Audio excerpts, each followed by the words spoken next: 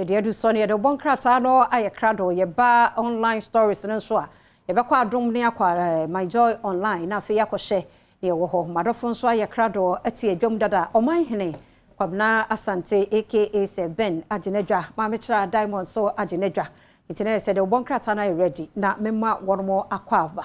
madofo memma mo akwa aba ye nua na bibia bɔkɔ de erade dom okay onyankopɔn adom me ho ye papa Seben wo tenchia no enchia ye force you force enya force we ye Ghana ni enchia ye force we ye Ghana ni yes enchia ye force ye chia se ojeso oh macho itimi shedi paso manachia ya masre maje na so ye Ghana ni amapa ensese ye hyew esese ochia na ye chia won so esese ojeso ya masre machia eno no ye kutia bo no eno ye nchia eno sa na e kan de bia efia na beje so sa ya masre maje kwabra ya masre maje ese we obi na esre wo na wo je so so onye so nti we ya masre maje ba se bibia e fine oh nyawe adom ye de nyankopon ase enso ne de egusu to me sai me se mumu sai ablaje de beto ara se mumu akaka no maduro be pon o free si region na oba ha enti na ho de beto ara na ayi na na atuata ya bona baso oh wow top 50 the Africa public sector leader na na so abaso body bebrebe ro re na na de me did too much oni ko medi na chi aya de pa ti ya bona baso mfonyi no so of fine enti na na wutiri nkwa kwaso na ya adwumadene saa sebe ya wona wo achi ne benche enso behunu yada se na na yada se nso so ojebre na wo hwe em say interview bi ho ana men kwaso wo online stories no okay enti ma men ko online stories no eso na Adom online ye ba ni mo ha no mo atogbe afede na nasam edikan wa ha why I returned huge gracia to state na why ade papa obi an returning na de sa ne fanchoche ye ho bills enti ukomu a de enti ema atogbe afede wa return nya so wa reject it wa return gracia no emunchire mu nyina wa Adom online ko ho na fe ko kinkai businessman who attempted to use daughter for money ritual remanded ene abena opoku ya hwene obeba betrem fi sasa ansam ne de wono na age aboso okay so if you amesro yanko ahoma no so na Dr. Kojo Asamoah Kosi ene ese nura chi kwa cha se edi covid in common sa enura se nura chi kwabra na odi edi na opente ma boy doc Mathieu ya ina besewa na boko de bibia boko no zo oh nyame adom ye wa ha edi em se yi kakra bi na epusi ye se na yesusu se covid in common no ye die wia ne sa ma akaka kakra bi am ya sa ko back to ye normal life no nemom uhwe eye figures esa page ne mu ba eze oni e wo ho ya hello doc pacho covid da so ne e wo ho covid yeah oda ho onko bibia so na tie na se na e ka no se ewiase afana na yaye ne jimi efi ho na eni se ye de she ya dwen se ye de ne ko etoti yamum ba fon krama na uhwe Ghana na edure edura na omo da hospital na hospital bed ni na ye free and so once ya ni wo amama ibi so no na there was every chance there which me asaba so ye din komoi na hwe ye trend na ye betimi akase se ya nhwe ne oma yi a ye besa akwenchi bie mu ana possible we say I say number testing centers no almost ehu numbers ekosoro kakra sa me say time bia na ye be fa period bi mu a say ye social gatherings no no pa ho pe na nema start ekosoro ti I say ye hwe ni ye so wakwa doctor ebre ti say mu a graph na chance ye page mu kakra dien na obesusu se oman no ese ye ntempa na ankoje ensem also ye consumer the room man go 40 as say ya no on call completely and Sisiano I say president the last address on my no kind say unamabontin which me a mask no but who call crowd more also share no na also ye di ejuma Sisia pa na na asa embu afaya so oba pese president ebe tuna nu ntuo se ehunu bi painting tempa no yensa nko back strictly to nose mask na Sisia enye hu bi asa say ye be say share mask all the time but say who crowded place ebia who are sorry them amoto nyum party bi ase honum no na say ubia tumi share mask no na say na uben nkofo na mo kasa na obi ben na ubia obetumi nya na easily uti toto mu a enti honum na also ye hwe ni ye yes ya ye ne be say ebu afa so ba ade ba kuzu owo mu ni say ukaya be December January honum iwi asi ni na no yeti Omicron ho asem infected nipa bibiri na ade ba ko na ye good with Omicron ni say na eno ni de na no ncheda anye hisa wunya ti o ya kakra wunya ibi o asotru ti cough cram eno no ase eboama nipa bibiri na omu ye infected no omu immunity ne kosoro kakra inti na ye hwese si ano a ase Omicron na ono ni variant bi na sign system ni inti say no so dia nipa bibiri ambe infected no and over boama omu immunity ne zo akosoro kakra mu but ye dimi fa ye ni to no so say and inti my yeshwe na nkofo ye infected ye nim the proportion of nkofo be infected ebetumi ama omo ahwe omo nkwa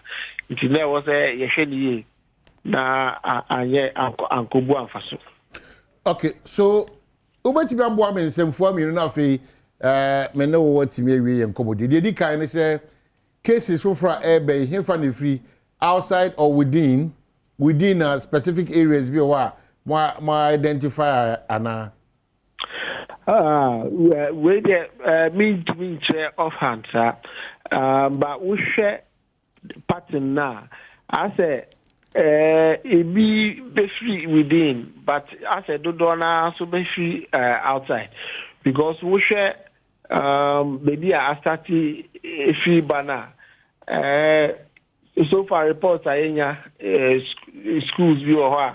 nkoranu enya infection no bebree betumi free within the community but you need to be really out so the fear about table especially because of Easter time Easter time kofo bebree free amana nipa ebe so for no more sayako and the free start time na static course no nti you need to be really out say a good proportion so be more free on nearby. Doc, finally cases na eba mo hono no eti se kane eboja ya na unya covid na se Omicron no ya etimi kan hwe complete na se nipa no nam normal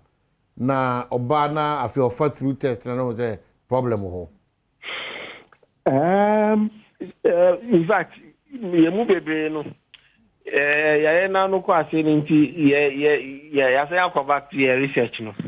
nti ye jai covid in semechidi but as the numbers na ekoso kakra ye honum no bebre na omo ba hon na ye omo tu kwan no omo pe test na ye no nti most of the time omo ba hon enye omo sheda yarisa. Okay. Ma say oba so be test no de so tu kwan jo be test no na enumu na which means say o ebia we will be na we ni bi it mean to me che hospitals no and e be me who say ebia omo numbers e kosoro na omo ba omo yare no omo numbers e kosoro na but ye share report aba from Ghana Education Service say schools bi o ho na ebi o music bay my friend ko mo so throat mo headache no I know by shikakra but yes sure say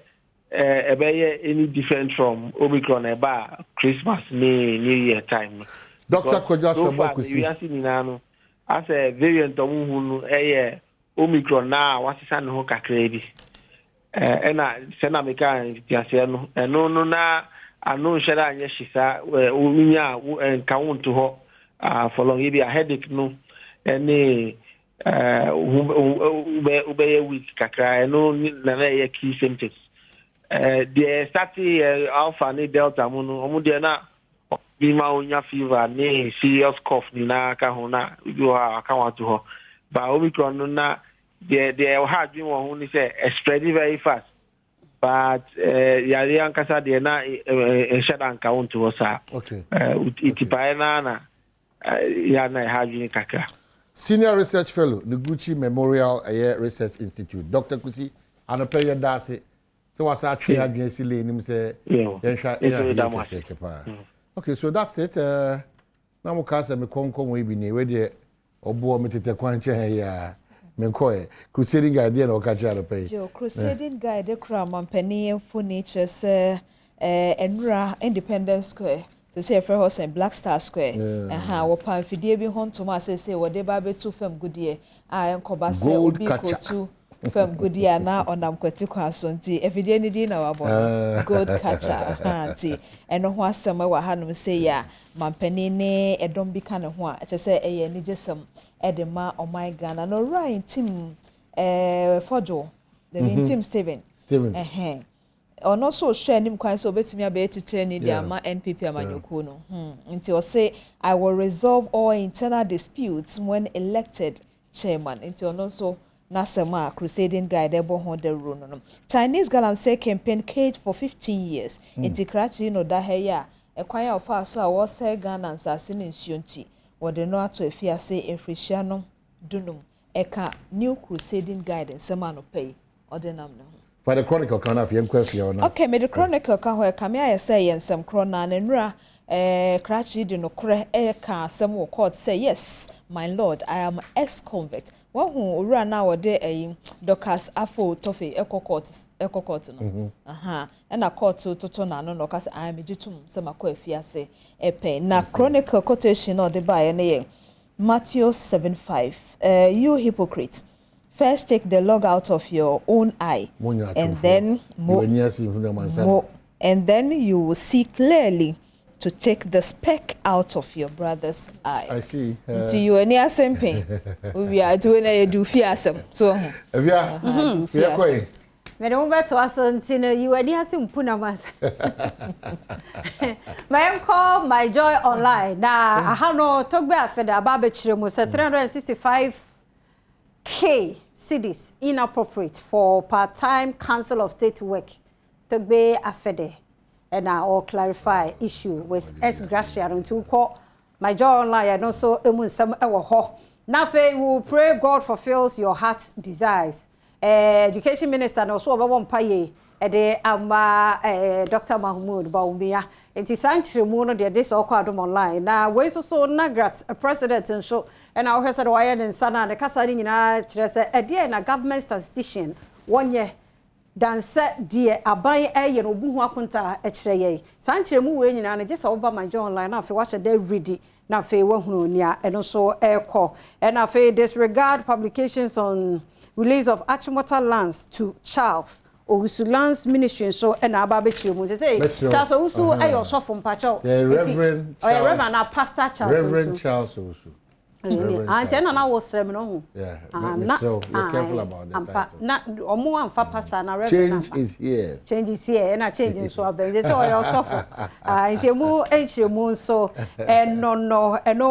asem afensam foforo mu so government statistician. Ne nsam na work can be no Professor Jampon so de ne de abre no say obia public servants no so emu asem be so ko ho na fe kokope emu details no finance ministry no so not responding to Works and Housing Ministry Sikabia and also a far flooding and Sensamono young call my joy online sansam no so graphic online so no Ediaba Zamrama line shooting so police arrest soldiers and 2 fake and also as some father accused of offering daughter for money rituals and also yaka ho asem new jobbing John Kwadwo Yabua Jemfi introduced say new jobbing or he for fry pa no any Delakofi arrested and so Hamfe GJA elections and matters arising and also who and some call graphic online so no ho Madam for any no so na the one crata online stories and also yemfa see her